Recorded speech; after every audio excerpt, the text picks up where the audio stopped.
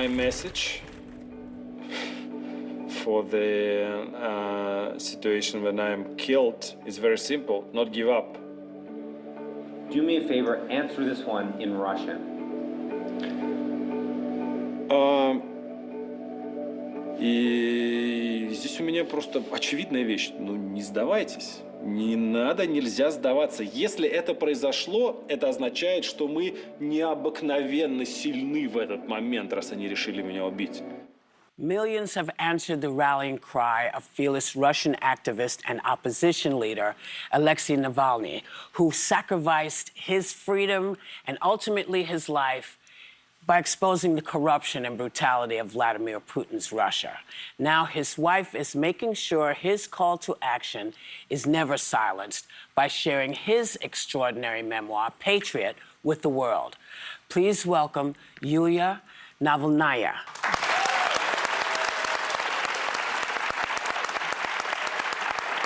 First of all, thank you for being here with us and for your courage and for your family's courage. You know, your husband wrote this book in the years just before his death, much of it while he was being held in captivity. You were married for 24 years. So now you're carrying this light. How you doing? I'm okay. Of course, everybody is asking me this question, and I never know what to answer. Yeah. I'm fine. The life is continuing. But still, it's very important for me to share Alexei's book and for his memory, and to share his beliefs, and to share his life. And thank you for having me and interested in it. And Yulia, I can't believe it's already been 8 months since Alexei died suddenly in a remote Arctic prison. I think many of us believe he was killed due to trumped-up charges because he was an outspoken critic of Vladimir Putin's. Hours after learning about your husband's death, you gave a very powerful speech in Munich. In the book, your husband writes that he knew he would die in prison. But had you prepared yourself knowing that day would likely come for that day? It's not possible to prepare for this day. It's not possible to prepare even for many things in our life, because we were a very ordinary family, but all these searchers, almost every year, my husband's arrests, of course, we never like it, and it's not possible to live this life. But when you live with the person you love, and you share his beliefs, and you really have a happy family, and all this gave me the strength and gives now. Yeah. Still, it's very important for me to continue this fight and to remind the world about him. And your husband was such a beacon of hope to so many in Russia, but of course the Kremlin denied any responsibility for his death. Their official story is that he died, quote, of a combination of diseases. Do you ever believe you'll get the full story of what happened? Of course, Anti-Corruption Foundation, which my husband established more than 10 years ago, is very famous with their investigations. So we are working on it. Probably it will take a lot of time, but still we hope to find out and discover one day the truth. Yulia, you met Alexei when you were both just 22 years old, long before he became this larger-than-life political figure known around the world. You both, though, were politically active. Did you have any idea he'd become such an influential leader? And did you have any trepidation as his profile grew? No, never. You know, when you meet the person, a man who is 22, of course, you have you don't have any idea what he's going to do all his life. But he was very brave. He was very clever. He was very funny. And very handsome. Don't forget that. Yeah, I remember. Yeah. So your husband faced numerous attempts on his life, including a horrific poison attack on an airplane in 2020 that nearly killed him then.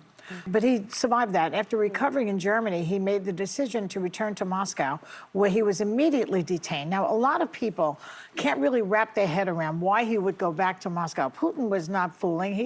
He's a horrible, terrible person. And your husband said, I'm going back there, which I consider very brave. How did you consider it? I consider it very brave, too. Yeah. First of all, of course, I couldn't say that it was a difficult decision because I was sure and I knew that there are no any other options that he would come back to Russia because he was a Russian politician. He was a Russian opposition leader. He wants to be with his people, to be in Russia, to live in Russia. And I wanted to share all this with him because it's our country. He is innocent person. Why not to come back? We knew that it could be dangerous, but still he's innocent. And to show all the people and to motivate them and to encourage them not to afraid, like we saw, and to continue the fight and to show that there are a lot of people in Russia against Putin's regime, against all these awful things which Putin does now. It was very important for him, and I think that if, of course, it was option to stay somewhere abroad in exile, but when I think about it, I'm thinking that he would be unhappy. Probably. He had to do it. homeland. Yeah. He didn't have a choice. No, he had to go home. He had to go home. Absolutely. Yulia, you were a major source of support for your husband, but you also stayed outside of the spotlight yourself. You've now picked up the mantle and vowed to carry on Alexei's fight. What made you willing to step into this very public and prominent role after his death? That's true. I was very involved in politics, but was all the time aside. But when he was killed, it was very important for me to show that even they are ready to kill the person, to kill our opposition leader. It's not even about my husband, but he wasn't just my husband. He was very close friend. He was leader whom I supported. And it was very important for me to show that we'll continue our fight. I don't know, I hope it never happened, but if something will happen with me, there will be other people, and there will be people who fighting with Putin's regime for many years. Julia, I want to ask you this, because we're less than 2 weeks away from our election in this country. And a lot of people are very scared and nervous about it. As well as people around the world. I think that our election impacts the world in so many ways. So, can you say something to the American voter about what you feel about this election impacting the world? I would say to American voters, don't take everything like granted. You are still living in a democratic country, and I still believe in American institutions, and just make the right choice. Right. We have a democracy, as Benjamin Franklin said, we have a republic if we can keep it. And that's what we're up against right now here. And I want to ask you real quick, one of Alexei's last public messages was an Instagram post that he passed along from prison to his team, and it was a message to you on Valentine's Day. He wrote, "We may be separated by blue blizzards and thousands of kilometers, but I feel that you're near me every second, and I keep loving you even more." What do you miss most about your husband? I probably miss evenings when you come back home, and I'm sitting here speaking with you, and I want to come back home and to share this with him and to discuss it and all these, very ordinary things. Of course, I miss a lot. And this beautiful look that he's giving you is magnificent. Such a beautiful couple. It's magnificent. A very brave couple. Thank you. Yulia, thank you so much for coming here. It was a to pleasure. us. Thank you so much for And having me. Patriot, a memoir, is out right now.